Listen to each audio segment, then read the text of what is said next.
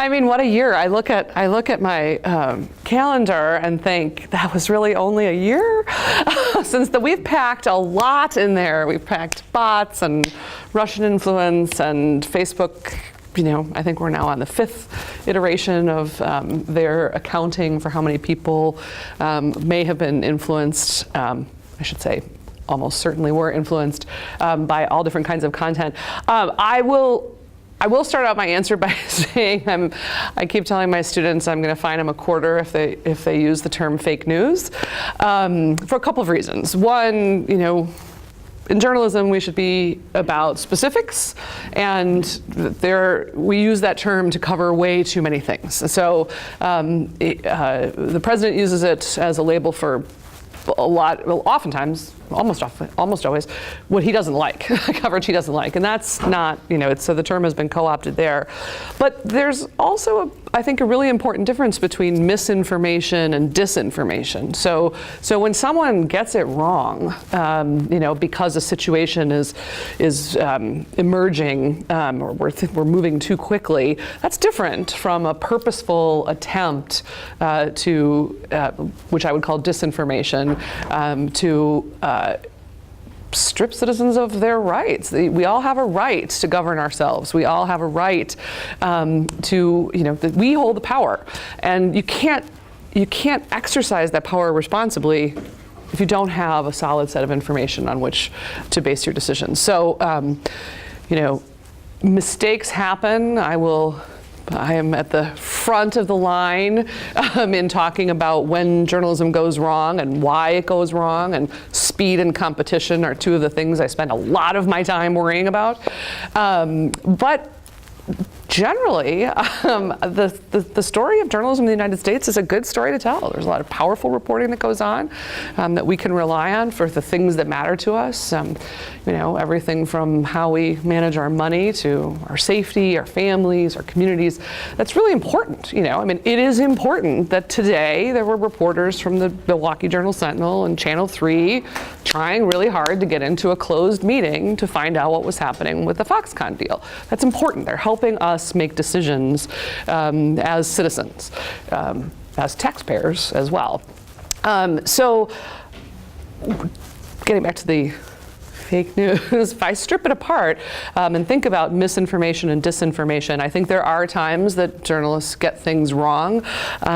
We had a ridiculous situation this weekend with the very tragic shooting at the church in Texas, in which CNN fell for, and I still find it breathtaking that they fell for it, some misinformation that was circulating on some bulletin boards, 4chan, and Reddit, identifying this person as the shooter. And this has been at least the last half dozen mass shootings. This person has been identified in these channels as here's the shooter. They're trying to sort of get the news media to mess up, and it certainly worked. So that was misinformation. I think disinformation, the purposeful attempts to put out false information, the Pope endorsed Donald Trump or Hillary Clinton has Parkinson's, those again, you got to be careful because they're motivated by different reasons. So the person who just recently passed away, actually, who operated the dozen and a half, 24 most popular sites with this sort of thing, I still am unclear what his actual motivation was. I think in part it was greed. He wanted money, he wanted clicks, but also it was, he thought that this was satire or parody, or at least that's what he said. So in part it was like wanting to draw attention to himself, ego, I guess. Then there are people who put out those fake stories specifically to try to turn political tides. The most prominent of those would be a guy named Mike Cernovich. And then there are people who you can identify as being purely in the greed arena, who they just know that this is a way for them to make money, and it's highly, highly profitable for them. I mean, we're talking about like quit your job and make 6 figures kind of profitable peddling fake news. And that's where in my job, the person who established this center that I lead saw it very much as being only journalism ethics, and let's just concentrate on just journalism ethics. And today, it's been 8, 9 years, somewhere in there. My own fake news right there. I can't remember how many years. It's late in the day. My own feeling now is that we are talking about far, far more people who have responsibilities and ethical obligations now. I mean, I would argue that Mike Cernovich has an obligation to not do what he does. I would argue any person who's using Twitter has obligations, responsibilities as a public communicator. And I think today we're all aware that these platforms have responsibilities as well. So we're finally getting into an era where people are beginning to talk about engineering ethics on Facebook, Twitter as a platform, what are its social responsibilities? Those are things we used to only talk about in news and advertising and public relations as well, a little bit later, but absolutely. Now we're talking about what does it mean that these things can trend on Twitter? What does it mean that bots are still as dominant, even though Twitter has been made aware of the problem? So we got here, I said speed and competition were the things that really make me concerned for journalism. Those are sort of the two biggies. It's not like somebody wakes up in the morning, Anderson Cooper doesn't get up in the morning, look in the mirror and say, I'm going to be unethical today. I'm going to get that shooting story wrong. He doesn't. He tries to be responsible. But there are these countervailing factors, these things that weigh against ethics. And speed and competition are the two biggies in journalism. Well, guess what? They're the two biggies in platforms as well. It's these platforms in serious competition with each other.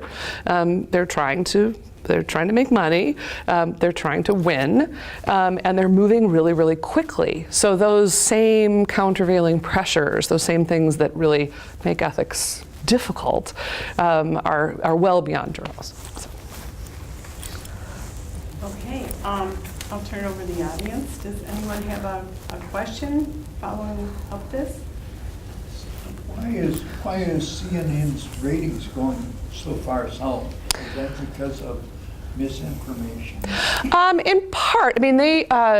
So there are a couple of different theories on that, and I'm always really careful to stick to what I know and then tell you what I might think.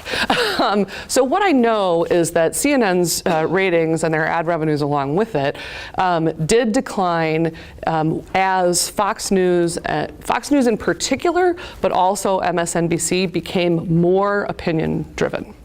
And so there's a correlation there. That's what I know. What I think is that as digital media sort of gave us the opportunity to move more and more toward information that only reinforces our worldviews, that made those opinion channels more appealing. It's like, hey, they're talking the language I want to hear. They're telling me that I'm right. They're confirming what I think, and that feels good. So as we had, more and more information sources that helped us feel that way, we reinforce that by moving in those directions to those channels. CNN, if you look at studies that attempt to suss out media bias, they're hard to do. I always have to do that caveat. It's very, very hard to study something as wiggly as bias. But if the studies, there was one out last year that sort of drew together all of it, was kind of a meta-analysis of all of this other data. CNN really is pretty close to the bubble, pretty close to, they're slightly liberally biased. They are, slightly, but compared to other outlets. New York Times, off the bubble toward the left a little bit, but not as far as people would think. And so another thing that we know is that there's really solid social science evidence about how we consume media texts, whether that's a show on TV or what we hear on the radio in the car or what you're reading in the State Journal. And that is that you can take a story that's built to be neutral, that's built to be fair. You've made every attempt to account for bias and try to make it as even as possible, right down to the number of sentences assigned to sources. So a source from the left gets 3 sentences, then a source from the right gets 3 sentences. So you build this thing for your experiment to be as fair as possible. And if you put it in front of partisans, so experimental participants, and they're on the left or the right, they'll both interpret it as opposing, as biased against their views. It's called the hostile media effect. We interpret these things as not being on our side. The exact same story, the exact same thing, and it holds regardless of what the content of the story is. So it doesn't just have to be a political story. It can be a story about a crime. So the crazy part of this hostile media effect to me, you would expect that the more partisan you are, the stronger that effect is.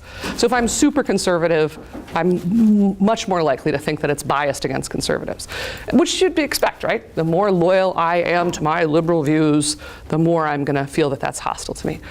But the thing that really surprised me is that the effect gets stronger the more educated you are. And that's because people like me, so I have one of my old students here, we're in the business of telling students to be professional hole pokers, to be skeptics, to be critical thinkers. And guess what? That critical thinking means they dig deep into these texts cognitively and suss out what they think is bias.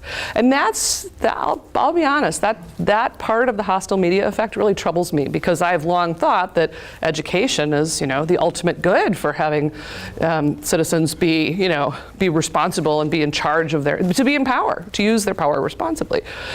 So to the extent that the hostile media effect drives people to seek content that reinforces their worldview rather than challenges that worldview, that in part explains why CNN is going down. I also think, again, in the think, not the know.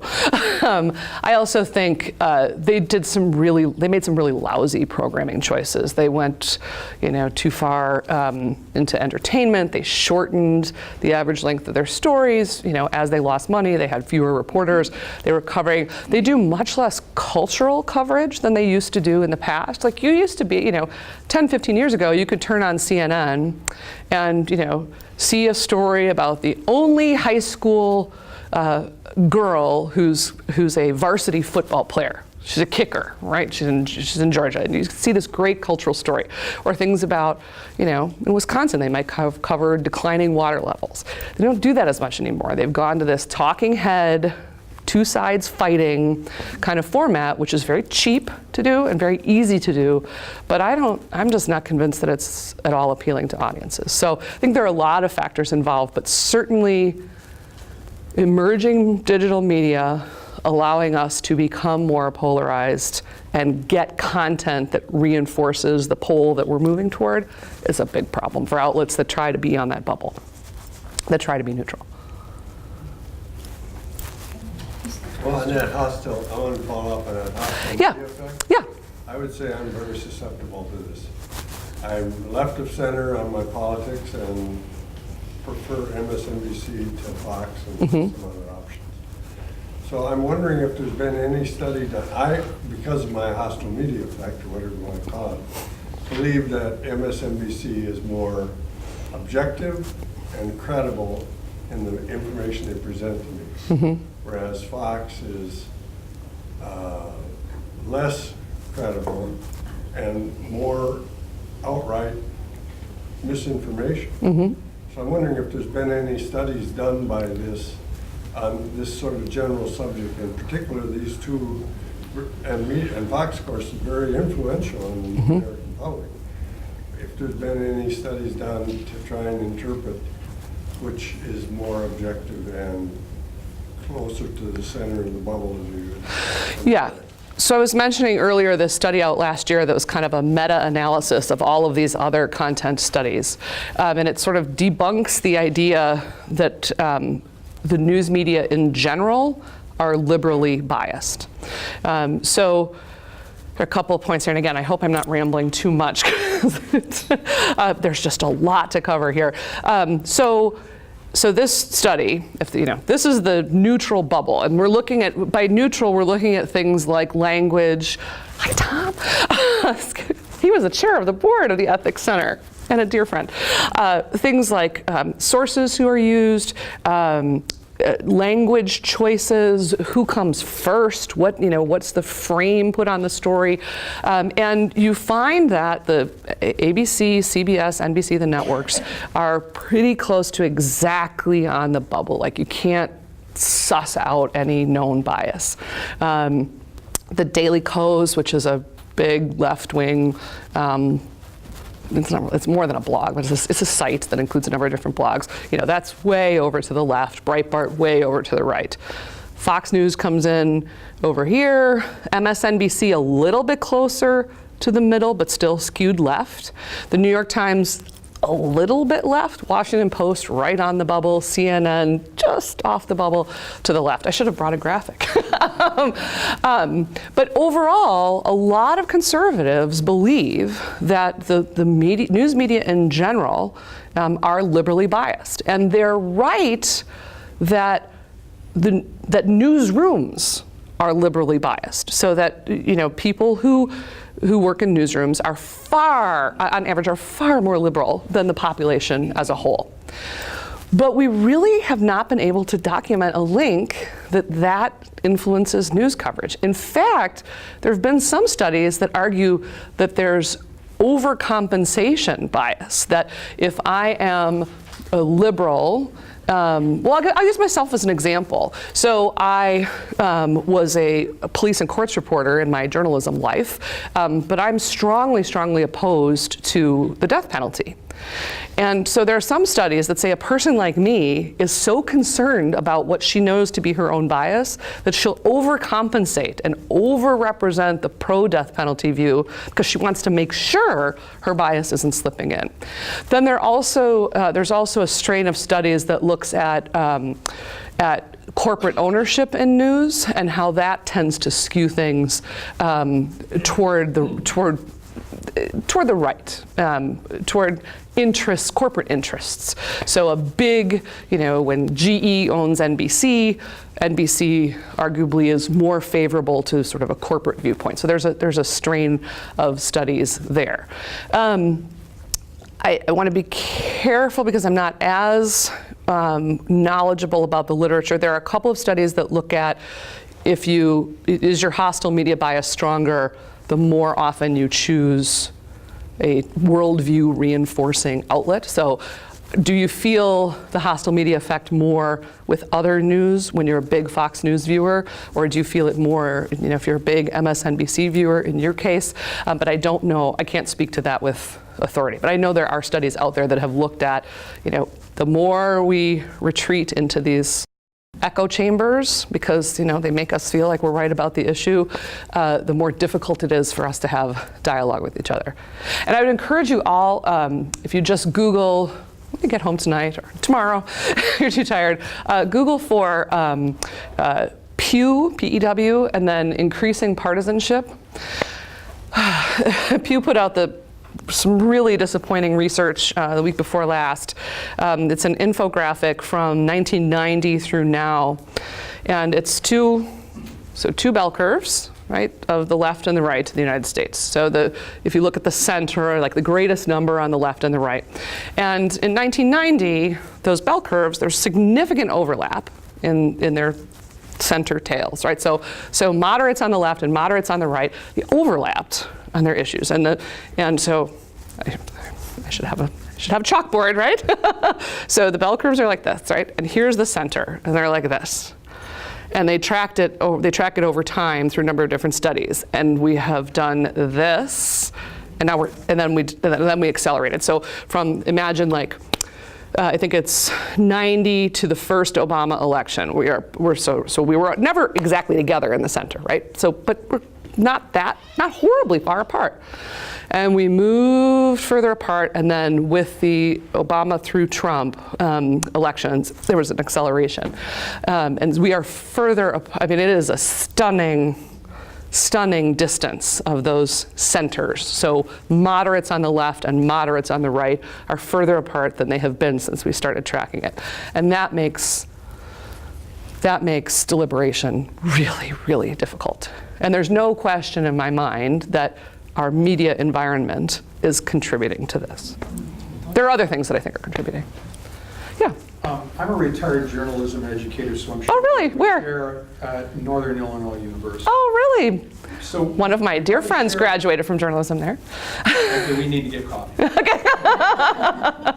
I imagine we share a lot of observations. Here's Yeah. what I cannot wrap my head around, and it Okay. has a lot to do with the audience. A lot of what's happening, I think, is self-imposed because of shortage of staffs, less experience in the ranks, so mistakes that I can't believe are being made. But a couple of things, and because of the reference to Fox, for 20 years I've been agonizing over how it's destroyed legitimate journalism. But the problem I have is not with the organization, it's with the fact that audiences can't see through that. To me, it's a combination of gullibility and just sheer ignorance. Number one, because they can't distinguish between fact-driven journalism, which is where my roots are, and opinion journalism. In a newspaper, you have the op-ed page, you have the front page, never to be commingled. Fox doesn't seem to even have a blurred line. And CNN's done the same thing to try to keep up with that, also economically driven. But in addition, when I watch Fox, I will see someone who's represented as an expert in some type of field. And I know perfectly well, this is just some yahoo they pulled off the street. It'll be a military expert, Fox News contributor. The guy's a low-level agent, and I'm thinking the audience has no clue. This isn't like someone who was the director of a particular center. This is a guy who was a staff sergeant and is being portrayed as some expert.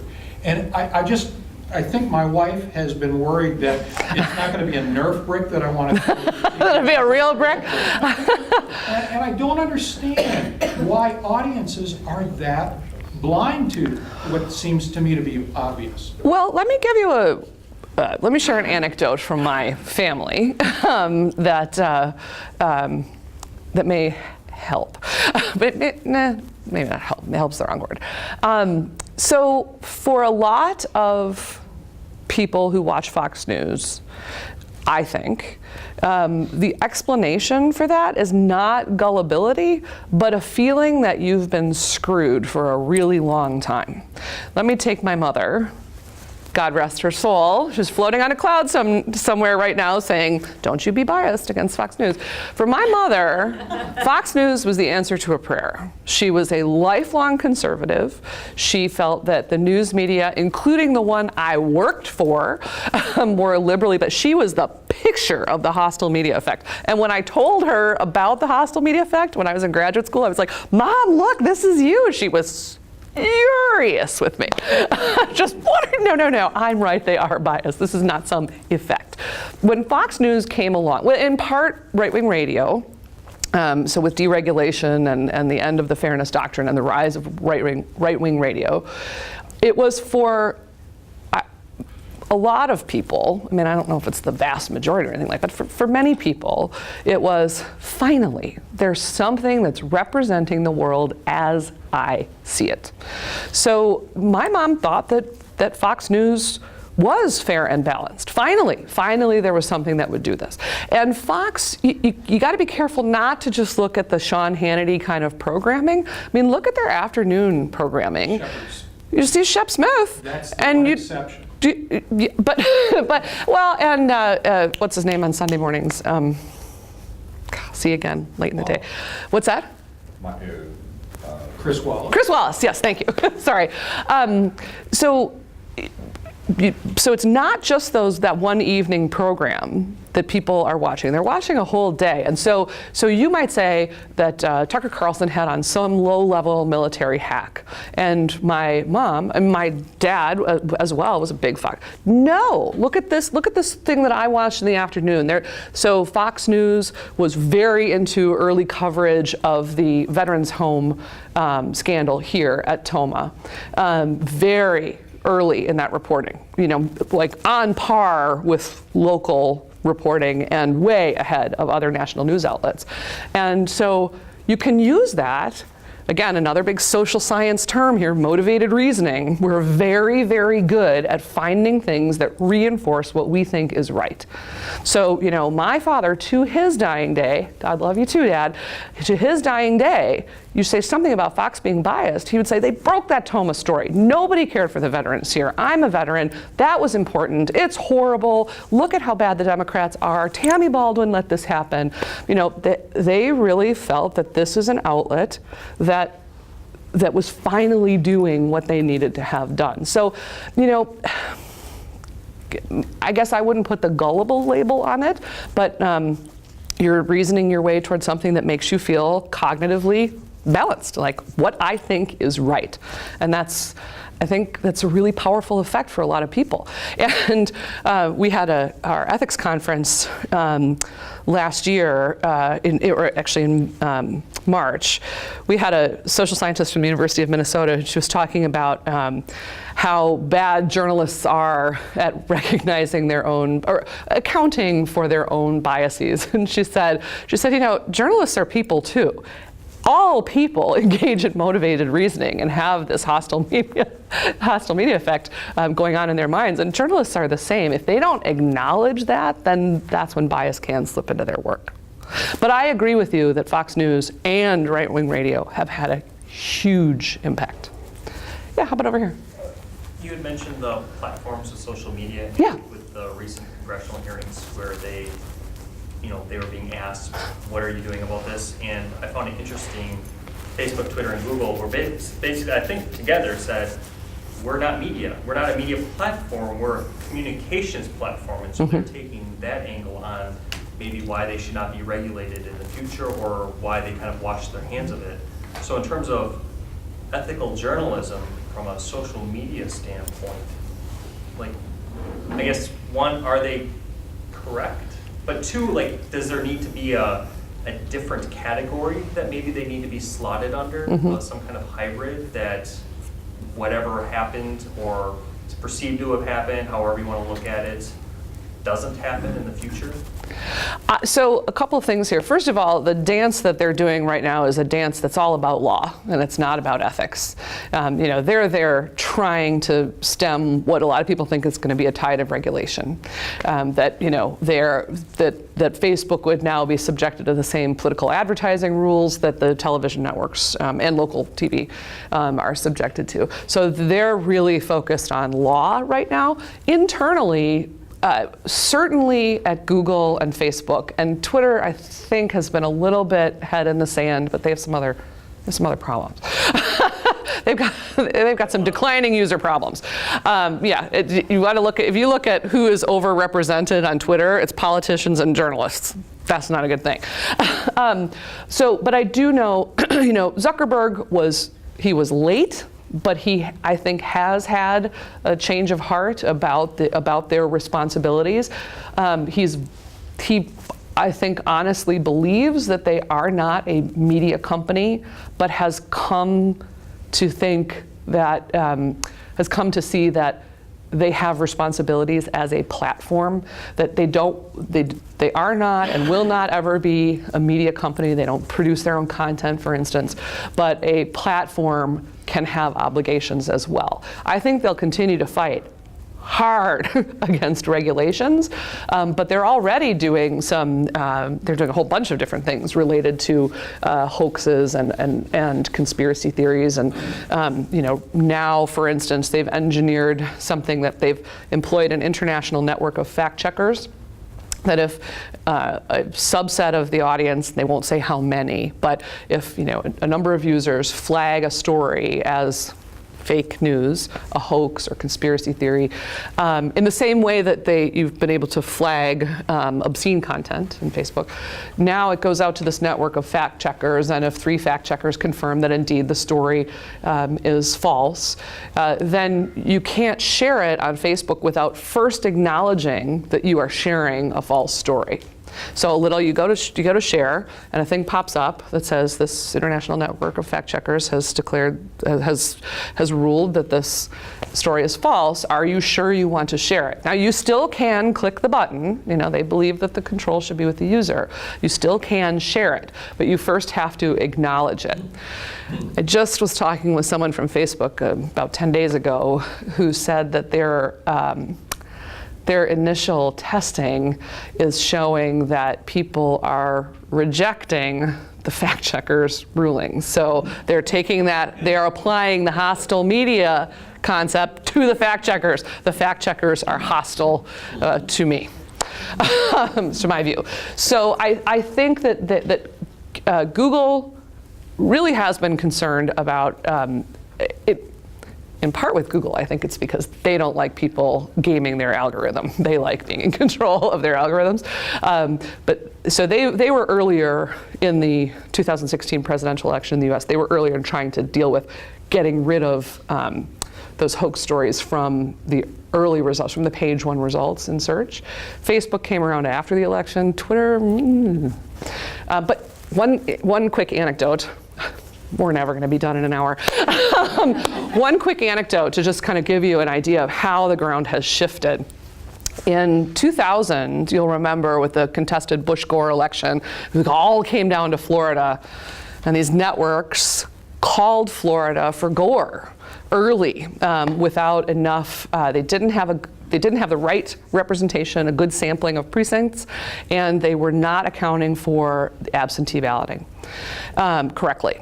And so their metrics were wrong, and they called it too early for Gore, and voting was still happening in Florida when they called it for Gore. And the Bush campaign, very justifiably, went berserk.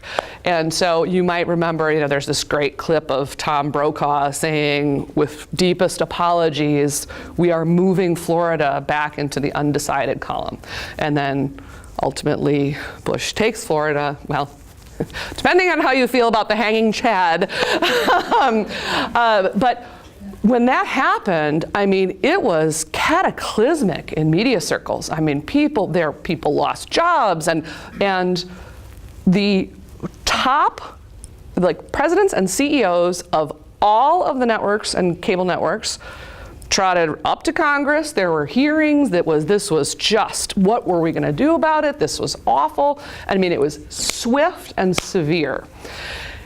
I was completely struck with the Google, Facebook, and Twitter representation in Congress, because this was not Sheryl Sandberg, the head of Facebook, up there. It wasn't even the chief counsel. This was not, it wasn't like someone fresh out of law school, but these were not the power players that were there at the hearing. And it just, to me, was an interesting comment on how serious do these companies think this is? There was just a juxtaposition that was just fascinating to me. I still remember the head of NBC, getting grilled in that hearing, and I, of course, being media junkie, watching the hearing on C-SPAN. But it was a very telling difference, I thought. So. My follow-up question for that, and then I also wanted to talk about the hearing. When you talk about this triangulation effect of people evaluating from the social media platforms the veracity of the news, and then let's say it's determined that this is questionable or false, does that go out on their feed with the story, or is that just an internal notice to the person posting the feed? Both. So these things that have been flagged by the fact checker have a colored box around them. The coloring, how it's presented, is also part of this testing that they're doing. So it started out with a red box. I'm not sure where it is now. And again, this isn't for all users. It's an experiment right now. So if I see it in my feed that the Pope has endorsed Donald Trump, it would have a red box around it. When I go to share it, I have to acknowledge that I'm sharing a false story. What it doesn't do is then, so Amy and I are friends on Facebook.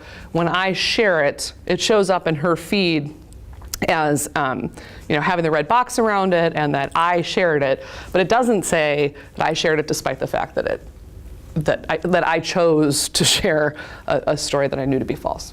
So they'll have to know what the red box means, what that, otherwise then it's not like, Yeah. this is really important.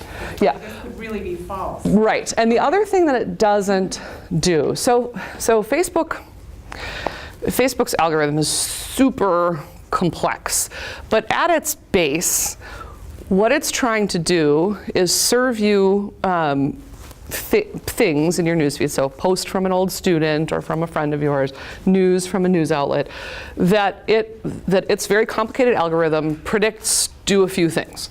So one, that it'll be of interest to you. Two, that you'll spend time with that content. And three, that you'll engage with that content. So a low-level engagement would be the like button. A high-level engagement would be sharing it. Mid-level would be commenting on it. The longer the comment, the better the engagement.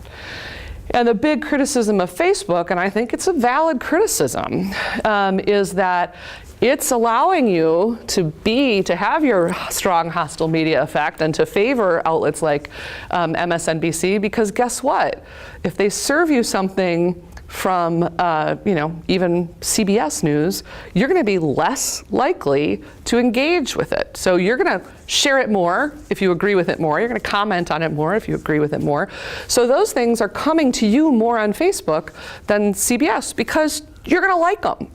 So the Wall Street Journal did this, which, by the way, in that meta study, this is the bubble. Wall Street Journal was, again, closer to the middle, but right, to the more conservative side.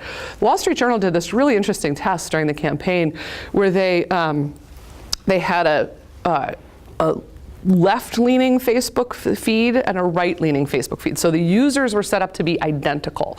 So same age, same college that they went to, all of that, but one was tagged as being politically left and the other as politically right. And there was almost no overlapping content. There was nothing. So you think back to like when I was growing up, I was a big Peter Jennings ABC News watcher, and there was ABC, NBC, CBS. You got the nightly news, and you got stuff that you didn't like, that you disagreed with. Now you can sink into this world where if you're on the right and I'm on the left, we don't have crossover content, and that's scary. That's dangerous for deliberation. Yeah, how about there? So what I'm hearing from you is that critical thinking skills will not help us out, because that's the direction that I hope that we would go in the States, is to start teaching, as in the Scandinavian countries, middle school, high school, teaching critical thinking skills. But you're saying, in a sense, for the viewer who feels like they've been screwed over, that trumps critical thinking. Well, yes and no. So research to confirm that? So there is some research that shows that media literacy efforts do help with things like the hostile media effect, motivated reasoning, and confirmation bias. So that things that I'm biased toward things that confirm what I already think. So if you tell subjects that these things are things, like you prime them to think that they're going to be inclined to reinforce their bias, they'll be less inclined to reinforce their bias. That's the hope. So media literacy efforts are good efforts. I am concerned that and this I don't have research on, so here I'm this is kind of what I'm worried about thing.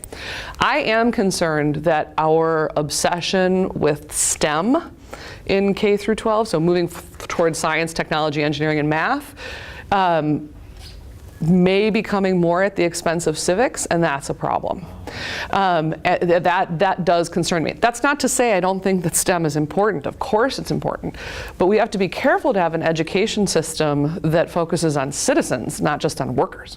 That we have to say that it is important. What do we do in K through 12 education to teach deliberation? To teach people to talk with each other about uncomfortable subjects. There is some research that shows when you get people from cross viewpoints together to discuss, we actually do a pretty decent job of it. We do. You do have people who saw. My mother was never going to become a liberal.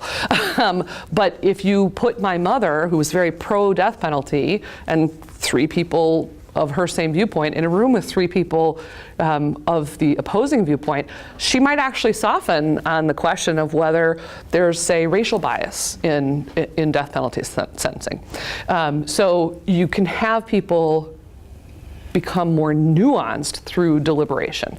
You know, they're still probably going to vote the way they're going to vote, and they believe what they believe, but they are going to be less like this. Deliberation will move us more like this. When you can exist in a world of only the Daily Kos and MSNBC, you begin to think everything that you think is right. And guess what? There were problems with Obamacare. Like, let's all acknowledge it. It's not the best legislation we've ever had, and it's fixable, but there were problems. Instead, you retreat into this, you know, it's only about tax cuts for the wealthy and stripping health care away from the poor. Well, no, we got some work to do on it besides those issues. So. Critical thinking, though, how do you feel about some of these universities where they have a speaker and they shout them down and they can't speak? Well, I think Wisconsin has done they're taking a better approach. Well, so I'm going to disagree with you there. So I'm a big free expression person. I'm a big free expression on campus person. I was, when I was here as a graduate student in the 90s, I was part of a big fight to get rid of our student speech code, which barred offensive speech. Students could be disciplined for offensive speech. I'm very proud of that. The pendulum has swung too far the other way. And in part, that's driven by Fox News and the right-wing blogosphere. They have made liberal indoctrination on campus into this outrage machine that doesn't bear out when you get into the data. So here, there was a speaker, Ben Shapiro. He was disrupted for 15 minutes. He was shouted down. It was ridiculous. The students never should have done it. What happened was faculty members and a couple of graduate students were there and said, this is not the way you protest. Let him speak. We disagree with what he says. Let's write op-eds in the student newspapers and protest with signs outside, but let him speak. That's exactly the way an institution of higher education should go. It's the only example of disruption of a speech on this campus that I can think of since 1992, when Mayor Kahana was here. That's the last one that I remember. And yet we now have a regents policy that students can be suspended and expelled for disruptive speech. And there is no decent definition of disrupting another. It's disrupting another person's right to free speech. Well, what does that mean? You know, if I'm a professor in the front of the classroom and I'm given a big, you know, I hate Scott Walker speech or something, and a student, you know, Amy's there and she loves Scott Walker and she stands up and says, what are you talking about? And begins to argue with me. Is that disrupting my right to free speech? I can make that argument and bounce her out. So a couple things about the regent policy. One, I really think that it was a solution in search of a problem. Like it didn't, the problem did not exist. Universities have had it where they couldn't speak. California was a Berkeley. Yeah, Berkeley was a different. Do you disagree with that? Oh, I absolutely disagree with disrupting speakers. I think Milo Yiannopoulos is a troll. I would, you know, try to bring him to this campus, and I will be with the student group saying, I think that's an obnoxious idea. Why are you doing this? But they can come, they can speak.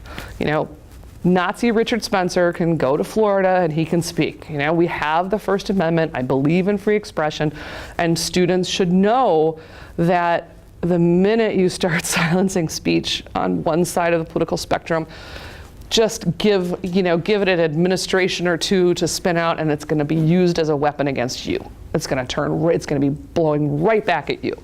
And you know, it's students of color are the ones who have been largely very concerned about people like Shapiro coming here. I'm like, you need speech protection more than anybody else.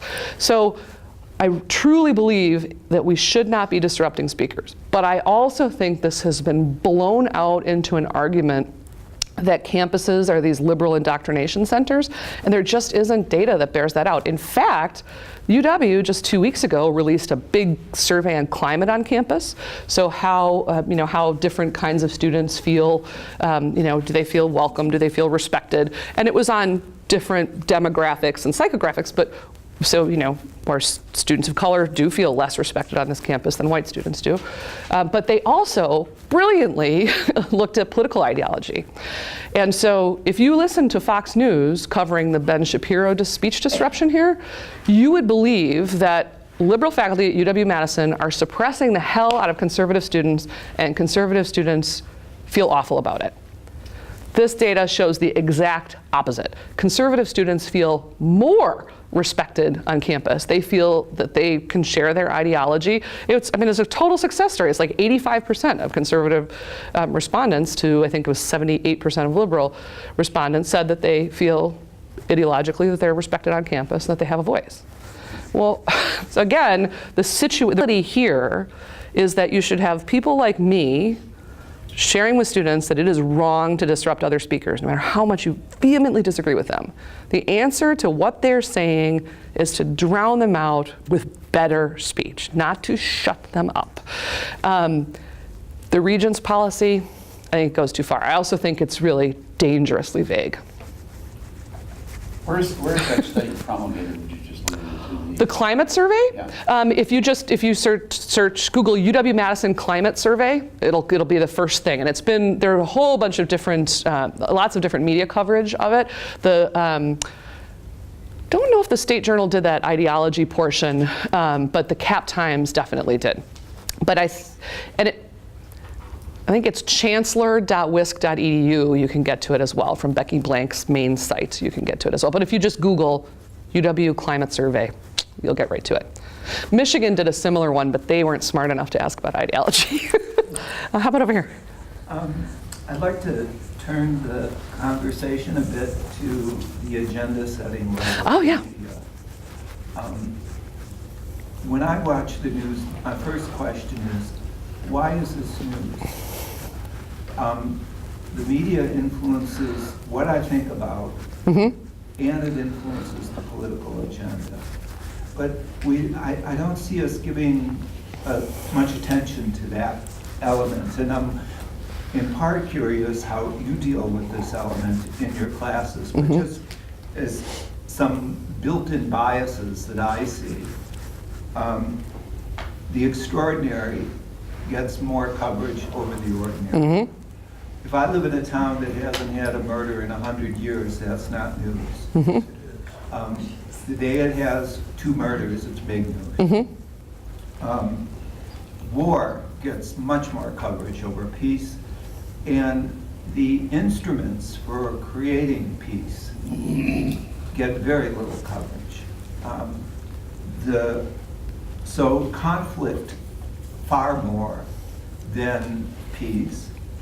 And it seems to me that, and our conversation sort of reveals this, top-down journalism is prioritized more than bottom-up journalism.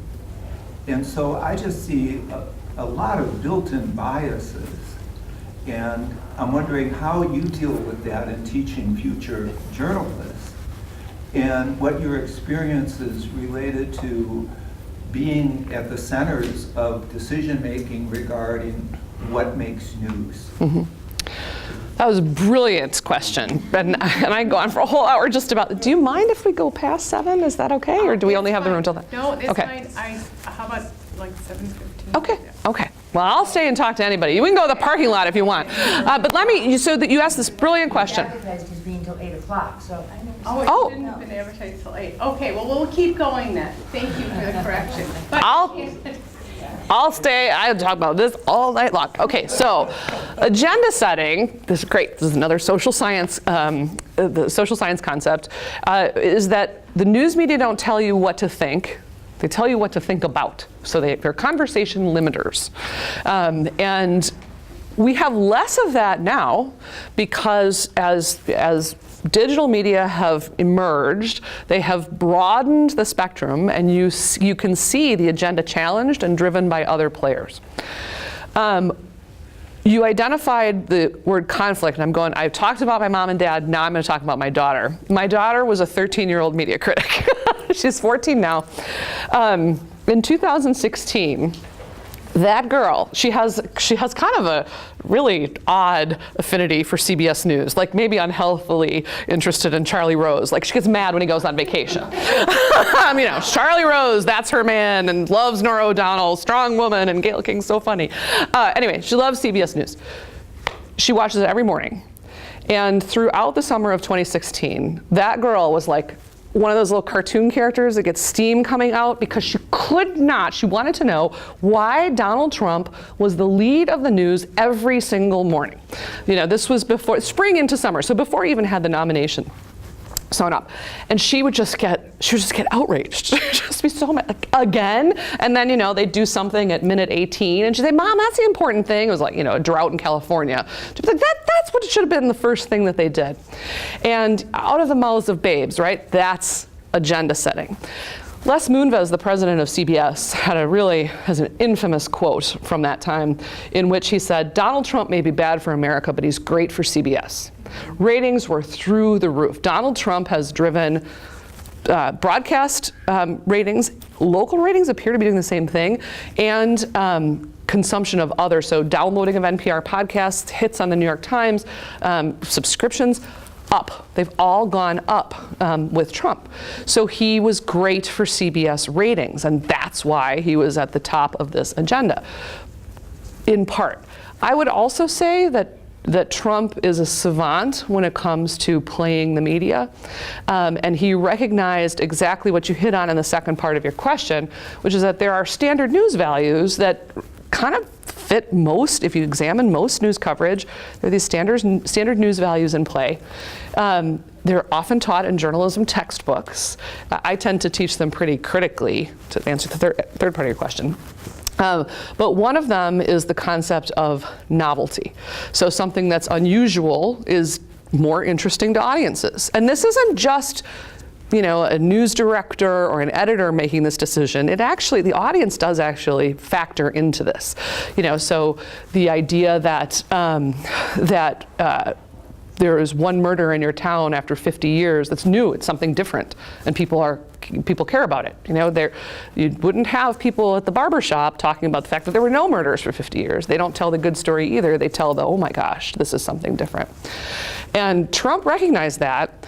And whether it's just an innate sense that he has from all of his years of being a New York media figure kind of thing, or if he actually had a strategy. But you'll notice day to day there was always something new. He'd had the same themes, but he would have a different way of saying something, or he would say something, he would exaggerate something way bigger. I was talking with a reporter who was I was telling the story about my daughter, the 13-year-old media critic, and she said, well, I gotta in part defend CBS because Trump was saying something new every day. I was covering Ted Cruz. He gave the identical stump speech for 18 days. How do you do that? You put the same quote in your story 18 days in a row? How do you do that? And so Trump would get up there and he would say something new, and so he would move up that agenda because it was something different. He was playing to that sense of novelty. He also played to another news value of prominence. So anything that's more recognizable, audiences gravitate toward. You can call it the Kim Kardashian rule. I'll never understand why that woman is famous, but she's famous. So he really played up his prominence, that he was a celebrity, that he was a figure. And John Kasich had a really interesting, Rick Ocasek, he was a singer in the 80s. Kasich had a really interesting criticism. He just took the media to the woodshed because he was giving a press conference in which he was answering reporters' questions. He was taking questions, and his staff had CNN, and I don't think he actually talked about Fox. He did CNN and MSNBC on, and they had a live feed of a Trump rally where he hadn't even arrived yet. So they didn't go live with his press conference, with Kasich's press conference, where he was actually answering questions. Instead, they had an empty podium feed, and that's because Trump had successfully played to this prominence, that he was the rock star candidate. And then finally, the conflict word. And that, I think, is the real problem here. So a lot of news coverage is driven by conflict. And, so Republican versus Democrat in Congress. Even health stories like woman versus cancer. We set it up as this conflict with the idea that that plays better with audiences. That's really a news value that's much more dominant in the United States than it is in other coverage, or in other parts of the world. I think that it's a problem. So the more bombastic he was, the higher he moved up. He went more above the fold in a newspaper. He went higher in the lineup of a news broadcast. And that's really troubling. It's rewarding people for being bombastic. And that's not healthy. One of my colleagues has a new study out that shows, I think he looked at a decade of coverage of Congress and found that the more that Congress people were more likely to be featured in stories, the more partisan they were. So the more they were in conflict with the other side, the more likely they were to be quoted. And that conflict is a real problem. It doesn't show us how we can work in our communities to solve problems. It just shows how we fight with each other.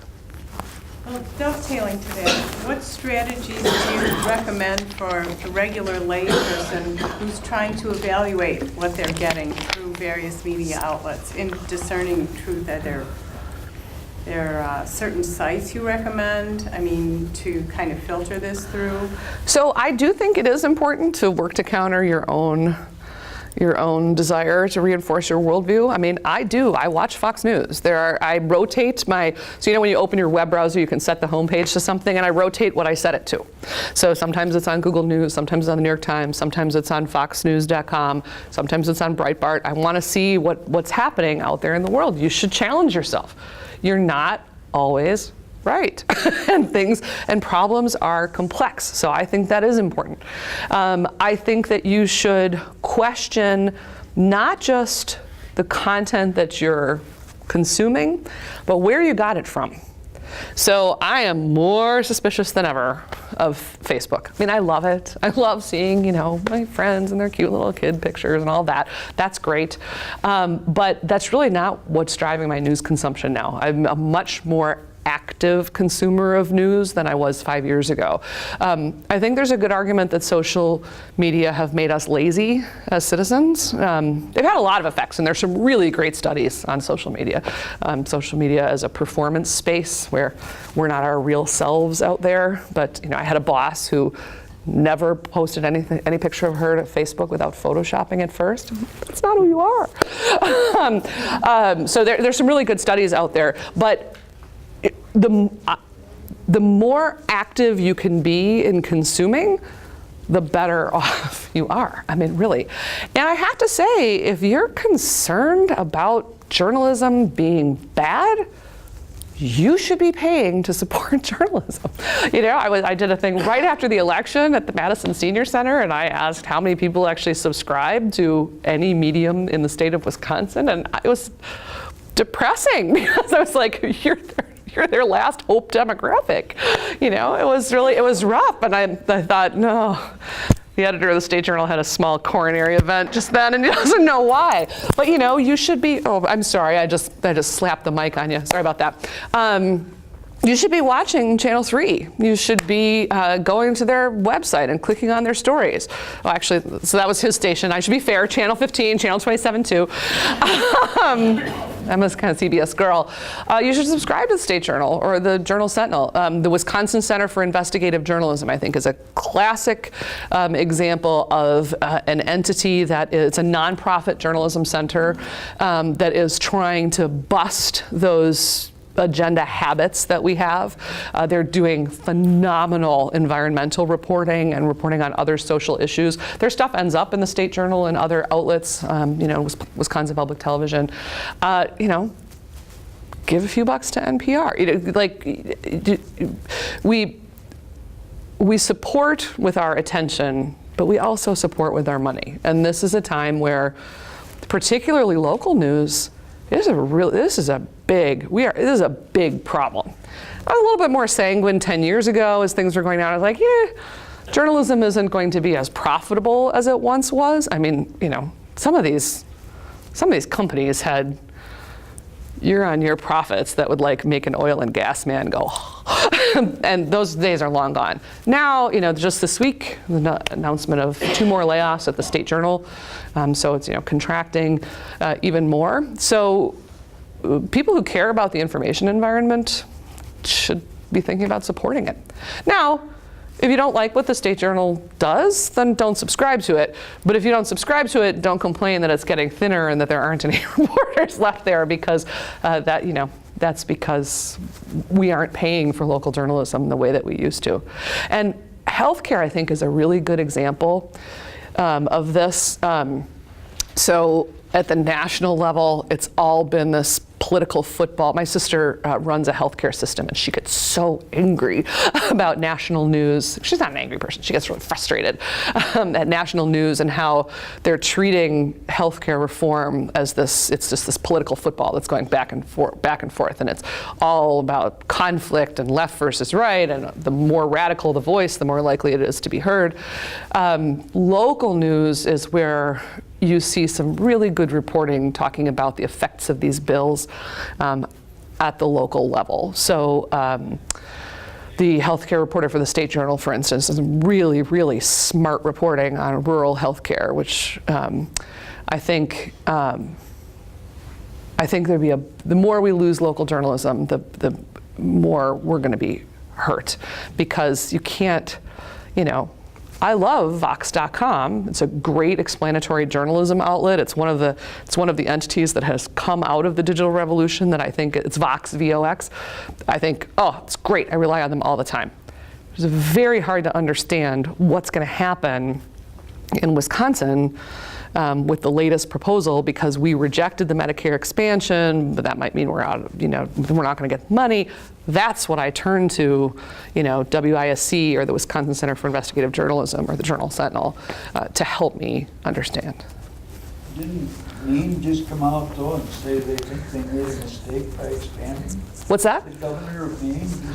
Oh, now that's actually a funny fight. The voters in Maine yesterday overwhelmingly approved Medicaid expansion that the governor has vetoed 5 times, and he came out today and said, well, I'm not bound by the referendum. I didn't realize that Maine was an autocracy. I didn't get that.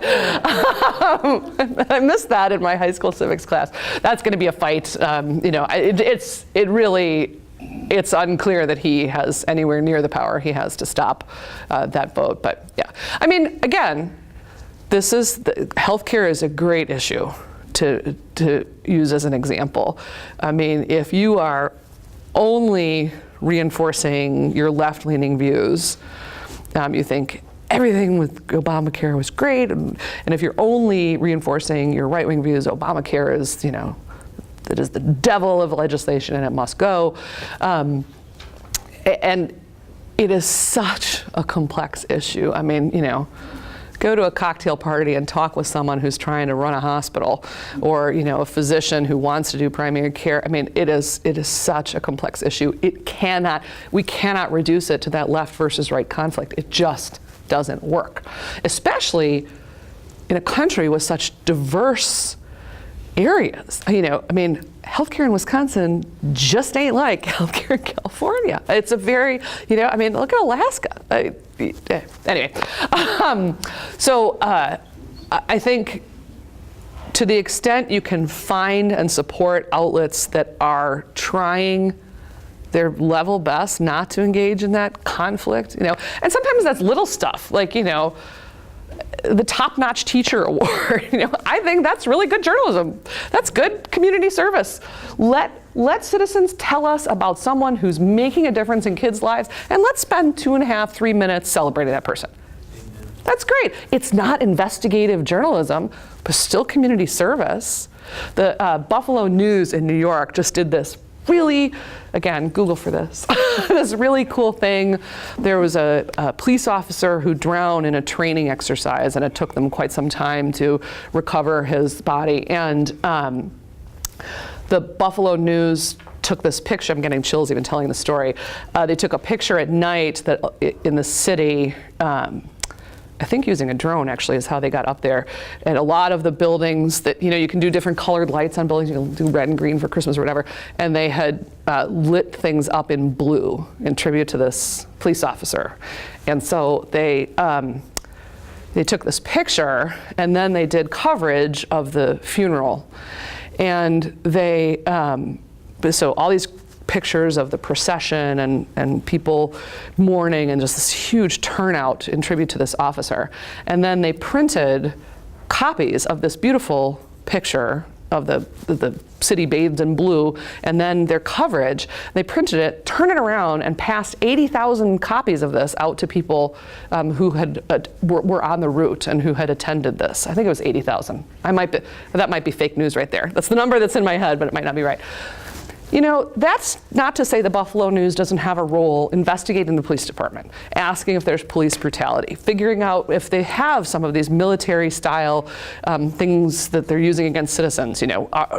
Do we have an issue? Like, is there racial bias? They should still be doing that kind of reporting. But when a community is suffering a loss like that, and a news organization it takes an action like that, I think that's to be celebrated. I think that's a great example of ethics. There's some people who say that you can't do this if you do that, and I don't think that's true. I think we're capable of more as humans. Oh gosh, so many. Yes, over here. Well, I have many questions, comments, concerns about almost everything you said tonight. I'll try to keep it brief to a couple things. You talked about conflict before, and earlier you talked about how the media was a factor driving this polarization that we see. I think it's a major factor, but I see academia as being part of that. I went through academia. I know you have to label things to try to understand it and talk about it. But when you talk about left versus right, conservative versus liberal, today I don't really know what anyone's talking about anymore. I'm old enough to know that Richard Nixon was to the left of Obama, if he were side by side today, in a lot of things. Like I ran for an office as a Democrat, but I could sit down with Republicans and meet them on a lot of issues because I was a mix of one and the other. So when you do surveys talking about liberal, conservative, and all that, you're playing into that polarization and focusing on differences which are so ill-defined. I'm sitting here and I don't really know what you're talking about. The other thing I wanted to say, and I could talk all night. Yeah.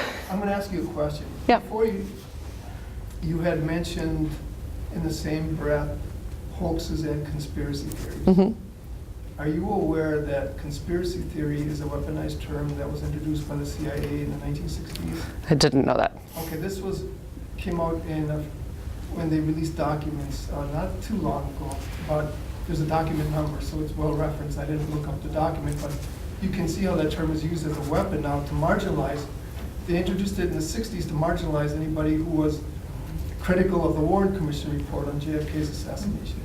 And they had many talking points in this memo on how to attack conspiracy theorists. And you see that played out in the media. I think it's wearing pretty thin because I think a lot of people realize that a lot of conspiracies do happen. But that kind of language is very non-constructive. Yeah, it can be problematic. You're certainly right about that. To your first point, I had a really interesting conversation with Charlie Sykes. He was a right-wing radio host in Milwaukee who has just put out a book called How the Right Lost Its Mind, and I had this fascinating 2-hour lunch with him.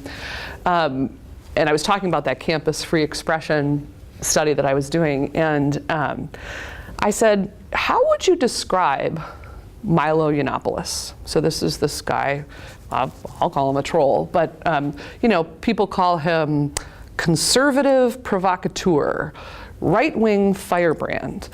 And Charlie Sykes said to me, Milo Yiannopoulos is not a conservative. Like, no, do not call him that in your paper. That's not, you can't find alignment between my conservative views and what he's doing, what he advocates for. He's not a conservative. It was really interesting. It was a fascinating conversation in many regards, but that was just an interesting point in there.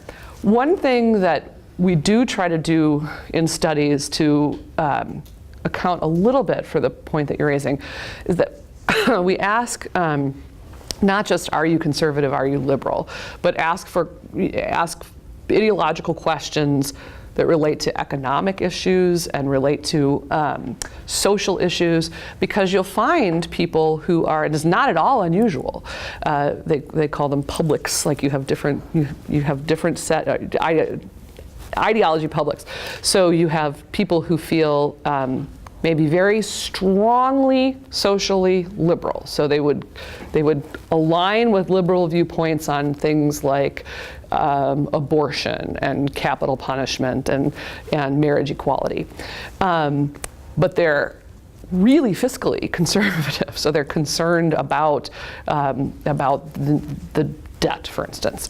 And so there's more nuance in those terms than there used to be, at least in a number of studies. They're trying to suss out, how we can't just define, we can't put them in a left-right box.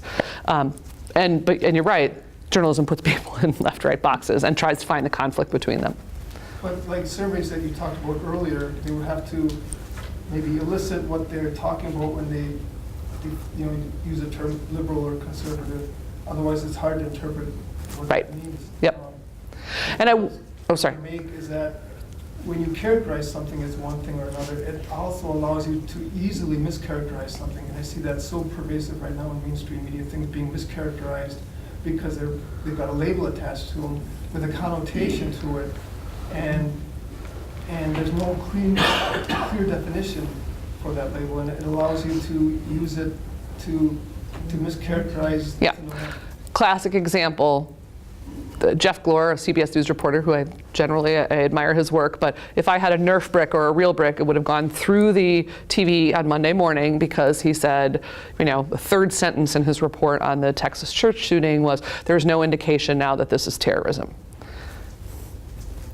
Would you like to tell me what it is when someone walks into a church and at point blank range kills 26 people, half of whom are children? What does that terrorism label mean? Why are we using that? Why is there a different lower third graphic when something is terrorism?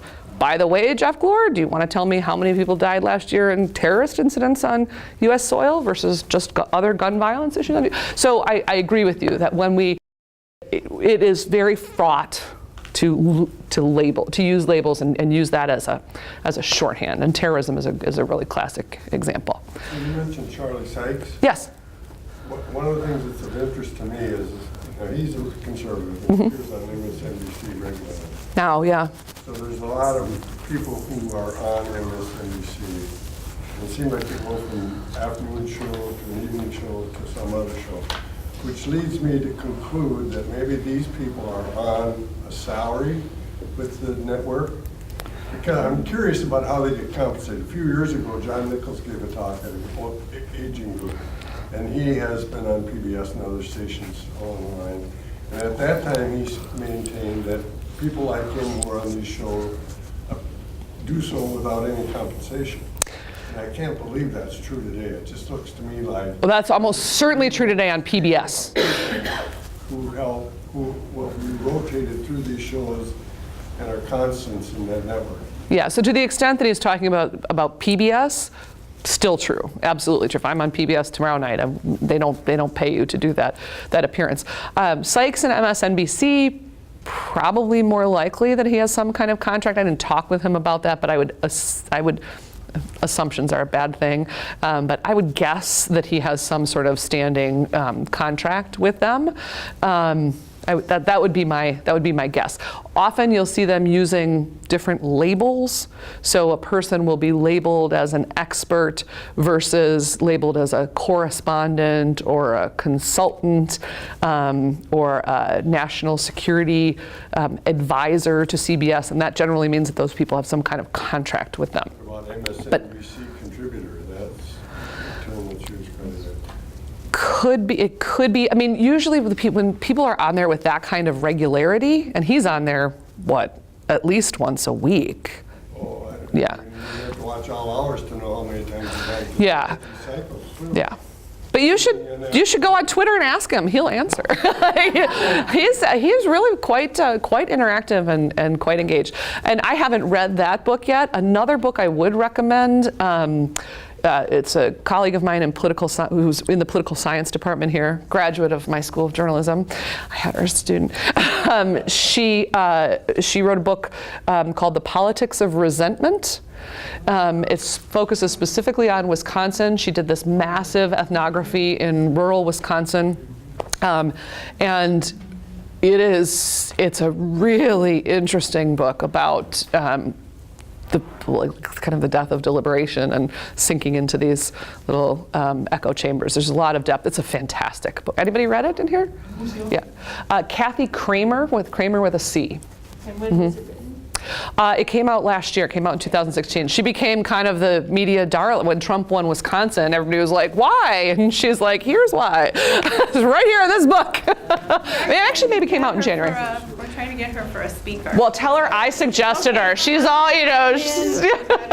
yeah. Call it hillbilly elegy, she would have been. What's that? I said like hillbilly elegy only. Yeah. Yeah, she's more precise in the work than Vance is. But there's some really interesting anecdotes in there, like talking with people who really, firmly believe that Obamacare has to be killed, and they support anyone who is going to kill Obamacare, but they're going to be just fine because they're covered by the Affordable Care Act.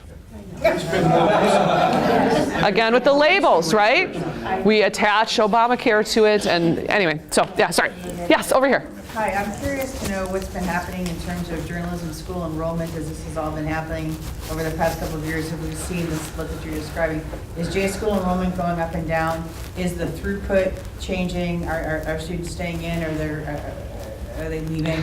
And how is the curriculum changing as all this happens, sort of in the moment with what's happened, this morning and AT&T and Trump and who gets to buy whom, and it's happening at such a rapid speed. Yeah, so a lot of great questions in there as well. You guys are awesome.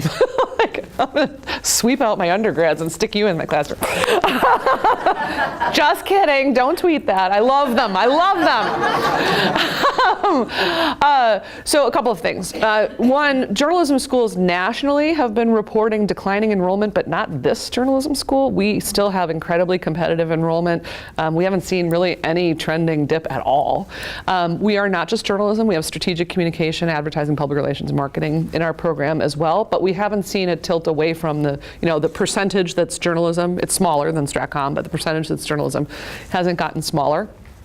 Some of my colleagues who teach at other universities, anecdotally, we don't have survey data yet, but have told me that they're feeling a Trump bump, that there's more interest in journalism. It's resurging a little bit in the same way you might see, ratings going up. People are just young people are sort of more engaged. I also would argue that's a little bit of a Bernie bump. So you definitely felt it on this campus, students were ticked off. They thought agenda setting was anti-Bernie and like, you people, all you older people, you're just biased against him. And it was just absolutely fascinating to me. So it's Trump bump, maybe Bernie bump in part as well.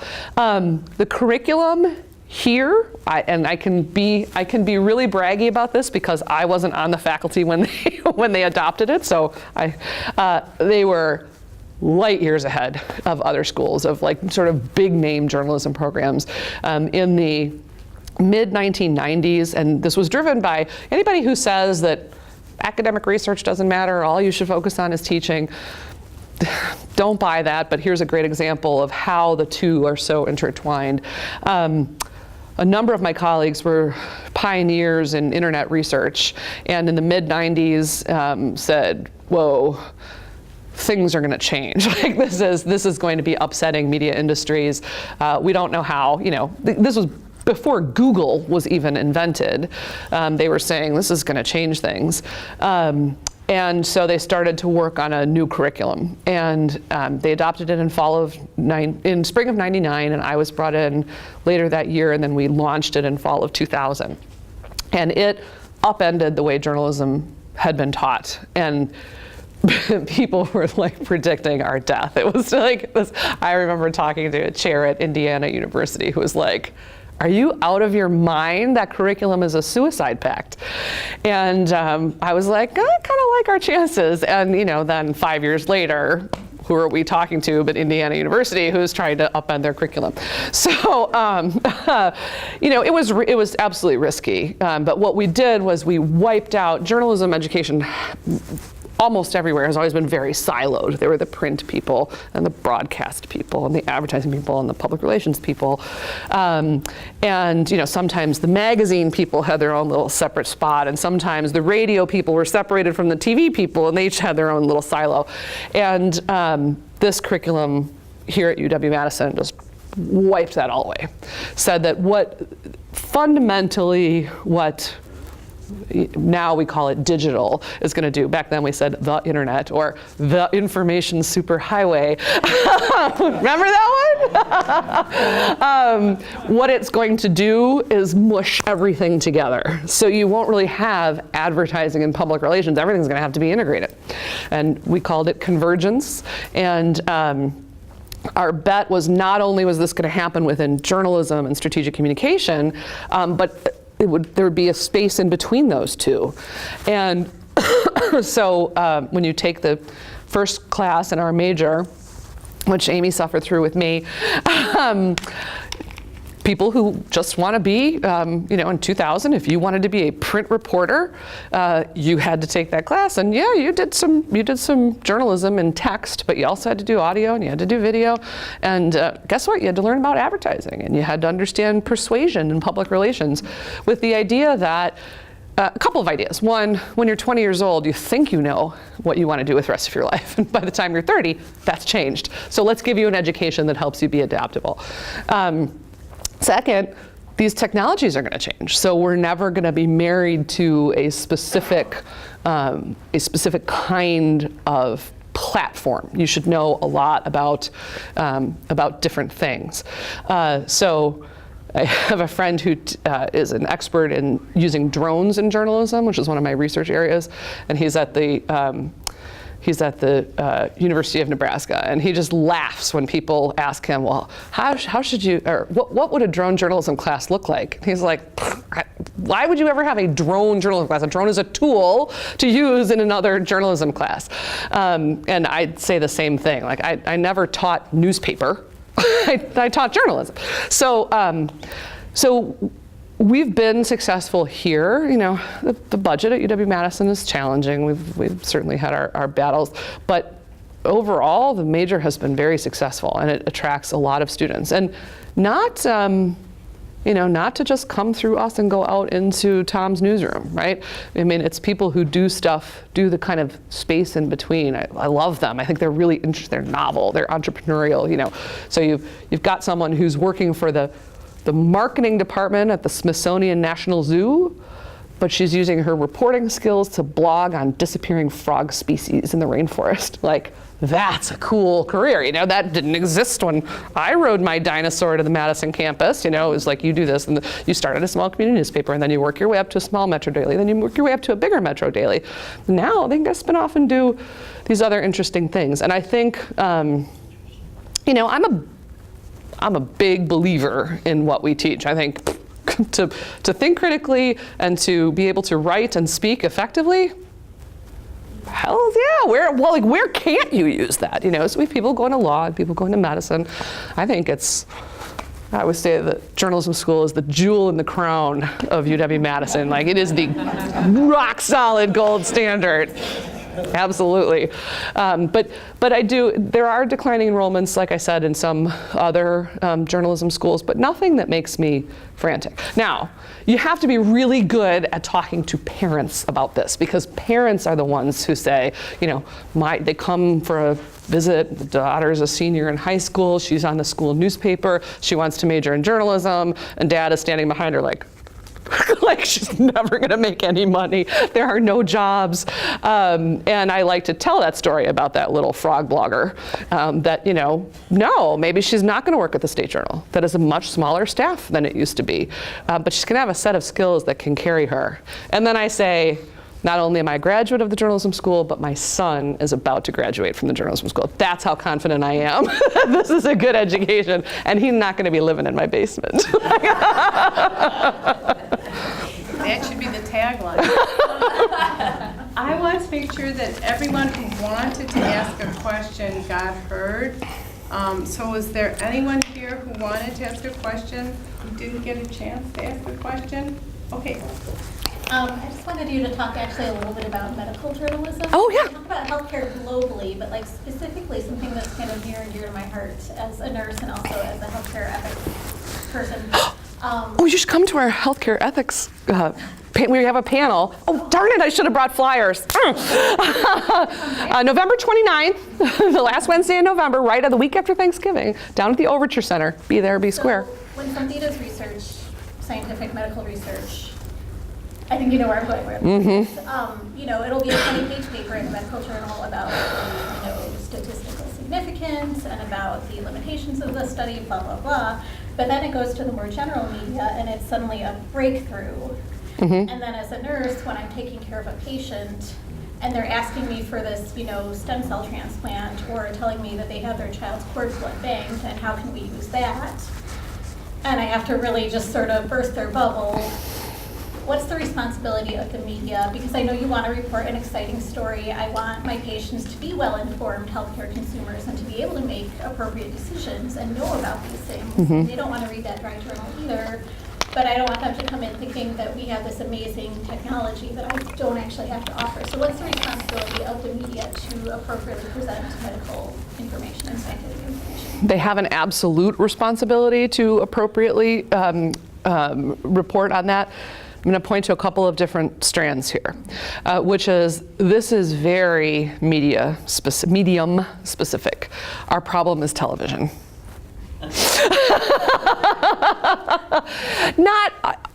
I mean, you can find a lousy story in a newspaper article. There's lots of online junk. Don't even get me started on, I won't use the conspiracy theory term, but vaccination denial sites. That's a real problem, real challenge in journalism right now. I'm sorry. Okay, there. See, I used the word. I labeled, right? With television news, there's much more of a tendency to lean toward that. I'm not a coffee drinker. I really feel bad for coffee drinkers. Like, you know, 1 week on CBS, it's the best thing. It's going to help everything from, you know, your sex life to your bicycle riding. And then the next week it's going to kill you. Like you're going to have breast cancer because you drink coffee. And they just go back and forth. And there's really good, in fact, one of the strongest researchers on this was right here at UW-Madison. Her name is Sharon Dunwoody. She did some really great stuff on journalism and how people misperceive risk in health and environmental issues. I would recommend looking at some of her studies. She was a pioneer in that field. There are some bright spots. The Association of Health Journalists does quite a bit of training to try to reach out and say this is a problem. You do see more reliance now. So there's a very dark side to the story in that we have lost a lot of health and science reporters as jobs have contracted in journalism. I think we went from I'm not going to have the right year, so I'm just going to give you a little range. 80 to 90, somewhere in there. We had somewhere on the order of 150 dedicated science pages or sections. We're now down to like 2 in local newspapers. I mean, it's bad. With that contraction of those reporters, though, there's been more reliance on scientists and people who work in medicine to serve as correspondents or consultants. So you'll see CBS is a great example. They have, and these are contractual arrangements. They're paid for these appearances. You'll have, a pediatrician coming on and talking about the latest study on SIDS. There's good evidence that those reports are more grounded. They are better at, this is the limited amount that we can tell from this study, and don't generalize beyond this limited amount. They use different terminology. There's absolutely an ethical obligation. There are some people who really are trying to make progress on that, like associations that hold trainings and put out papers. The problem isn't when you're dealing with a health journalist. The problem is when you have a general assignment reporter who knows nothing, who went into journalism because she hated science and math, that gets put onto this, here, cover this latest story. I would point to one other thing that comes from the strategic communication world, and that is that as universities are trying harder than ever to polish their brand, I think there's more pressure than ever on scientists to be promoting their work. And if you look at some of these press releases that go out on these studies, they oversell in the way we used to criticize the news media of overselling the results of a story. So you can have this, that's sort of an unseen effect, And when you're a general assignment reporter who's covering twice as much as you would have 10 years ago, you are absolutely more likely to rely on what comes out of a press release. I use an example in class of kids being addicted to cell phones, and there's this just crazy sweep news report about it, and isn't this awful, and it's an addiction, and the study shows that texting lights up the same portion of the brain as heroin use. And I'm like, come on, what? So do a lot of other things, like the leftover Snickers in the Halloween candy bowl, that lights up this part of the brain for me. It is a pleasure center, those Snickers. I'm, of course, I'm really critical of this news story when I see it, but then I go back to the press release that went out with this guy's study, and it was the same thing. It made the heroin link in the press release. So, you can't really be too critical of this, 24-year-old local news reporter because, they got the story picked up by making the connection to heroin. So anyway, see, I went from Snickers to heroin. I think there was one more back there. Yeah, I'm curious of your view of, historically, newspapers would give their partisan bias. And here, the Wisconsin State Journal is a proud Republican newspaper. On the editorial page, yep. A progressive publication. And it seems like in the, post-World War II period, we became obsessed with objectivity and the notion that, we're not biased. Mm-hmm. And yet we've been talking tonight about how we all have a bias. And we all, and even when a newspaper, when the Wall Street Journal decides what's on the front page, that's different than what the New York Times puts on the front page. And that in part reflects their priorities, their values, all that. And it reflects who they think their audience is and what they think their audience wants. Yeah.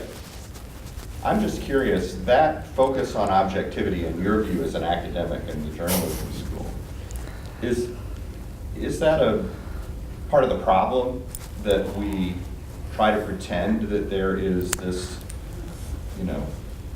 objective, sanitized truth? Yeah. So the notion of objectivity dates way before World War II. It comes back to industrialization, urbanization, and when publishers realized, hey, if the public is divided on issues and we're taking a stand on one side of the issue, we're losing the half or so of people who disagree with us. So let's make a lot more money by relegating that to the editorial section, now just an editorial page, and let's be more objective. So there was a profit motive, trying to get more of a mass audience instead of a just party audience. But there also was a move later and post World War II, there was a move toward the social responsibility theory of the press, and that was that, you know, we ought not be taking sides. We should be responsible in this coverage. Now, there are a lot of people, and I'm one of them, who are very critical of the concept of objectivity in news media, because a lot of people tend to be very reductionist about it, and it's actually a super robust concept. It does not mean you give equal weight. You think that there are automatically two sides to an issue because you've decided they're in conflict, and you give equal weight to them. Climate science is the classic example. Study after study of coverage of climate science shows that we give equal weight to science that affirms that we are experiencing climate change and humans are contributing to it, and science that denies that. But if you took the scientists who studied it, reduced it to 200 of them, or to 100 of them, and stuck them in this room, there wouldn't be like 50-50 in this room, and there would be like 99 of them over here, one over here. Or, you know, well, there'd be some half people in there. But anyway, so to the extent that objectivity is reduced to that false balance between sides, and I even think it's a question of whether there are two, I mean, there are issues that, find me an issue that really only has two sides, I would be surprised. Like it's, you know, the for and against, it's, Anyway, there's a great scholar named Jay Rosen who calls the objectivity problem the view from nowhere. And he argues that it has hurt journalism, that saying that I can be this automaton, this person who has no views, I have no biases, is a fiction, and the audience knows it's a fiction. And to the extent that we continue to try to peddle that fiction, they're going to trust us less and less. It's a much better message to say, I am a biased person. So in my case, as a police reporter, I was opposed to the death penalty. But I do my best to use objective methods, to use grounded, tested methods of reporting so that my bias doesn't slip in there. So I acknowledge it because it's important to acknowledge it. Like that social scientist I mentioned, you know, journalists are people too. I acknowledge my bias. And by the way, I also acknowledge my weaknesses, that I do not have subject matter expertise on that medical study. If I am upfront about that, it builds trust with the audience. It doesn't damage trust with the audience. And journalists, in my experience, are pretty bad at talking about their own ethics, at why they make the decisions that they make. You know, why they choose to name one kind of crime victim but not another kind of crime victim. In my research area, why you chose to use a drone in reporting on that, you know, fire or that earthquake, why you made that choice, and what measures you took to be safe and to be responsible. We don't talk about that. We just we think that that's a within the newsroom conversation. Meanwhile, the public is like, you have a tremendous effect on me. Look at this room. You guys are all here because you think that journalism has this tremendous impact. Well, if we're having that kind of impact, we can't have conversations in here.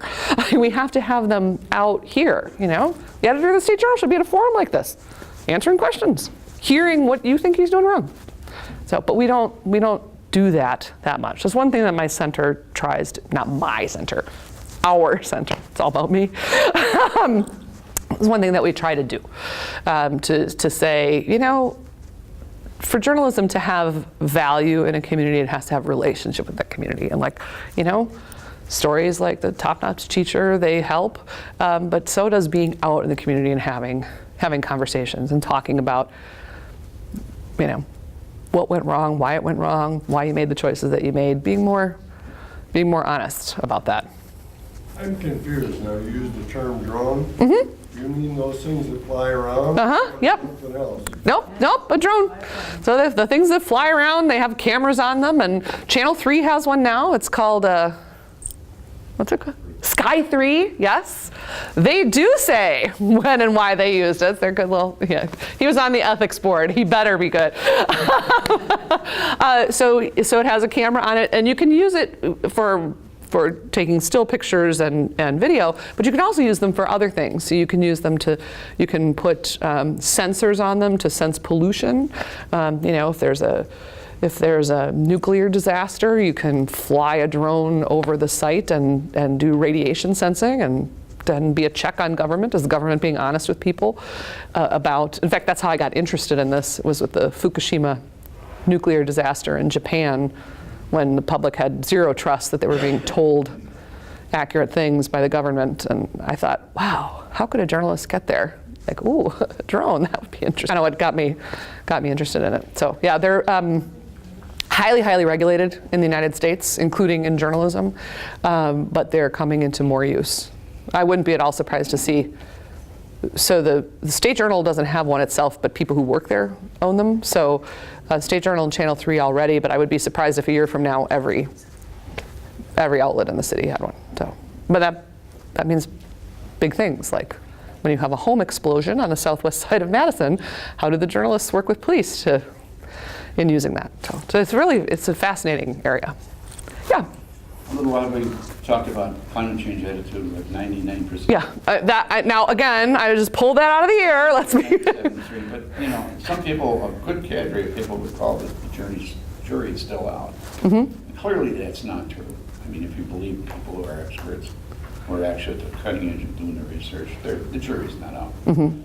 Now, what do you say to people like that when early in your talk, and it really kind of bounced me out of my chair for a moment, the more educated you are, the more likely you are to fall victim to this, I forgot the term that you used to describe it. But the hostile media effect? Mm-hmm. Yeah. Well, if you can't teach somebody that your thinking is a little bit shaky, what is the next step? Where do you... So to use the climate example, there's one really interesting study from a researcher named Brendan Nyhan I can't remember if he's at Princeton or Dartmouth. He has a study using climate science as an example that shows that the hostile media effect, it isn't a hostile media effect study, but people are easier to convince when they're shown things graphically versus in text. So if I lay out the percentage of scientists who believe X or have shown X in their studies, and it's 3 paragraphs, cognitively it's an easier exercise for me to parse that language and pick out the things that I disagree with. When I see the chart visually, my denial is weaker. And so there is some promise there. The more we can study how cognition works, the more we can... The library will close in 15 minutes. So sorry. I've held you all hostage.